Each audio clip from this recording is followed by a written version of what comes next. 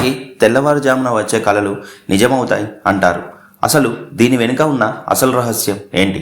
పగలు స్ట్రాంగ్గా ఉంటాం, కానీ మార్నింగ్ 3 అయ్యాక మన బ్రెయిన్ ఎందుకు మనకి ఎనిమి అవుతుంది? నైట్ టైంలో డిస్ట్రాక్షన్స్ ఎక్కువ, ఫోన్ సైలెంట్, ఫ్రెండ్స్ సైలెంట్, వాళ్ళు సైలెంట్. అప్పుడు మన బ్రెయిన్ సప్రెస్డ్ థాట్స్ అన్ని సర్ఫేస్లోకి తీసుకొస్తుంది. అంటే పగలు మనం బిజీగా ఉన్నప్పుడు కొన్ని ఆలోచనలు మనం ఇగ్నోర్ చేస్తాం, కానీ నైట్ సైలెన్స్లో అవి మళ్ళీ బయటికి వస్తాయి. నైట్లో మన బాడీలో కోర్టిసాల్ లెవెల్స్ చేంజ్ అవుతాయి, మెలటోనిన్ లెవెల్స్ ఇంక్రీజ్ అవుతాయి. కానీ ఎమోషనల్ పార్ట్ అయిన అమిగ్డాలా మాత్రం నైట్ టైంలో కొంచెం హైపర్ యాక్టివ్ అవుతుంది. అంటే స్మాల్ ప్రాబ్లం కూడా బిగ్ ప్రాబ్లం లాగా చూపిస్తుంది.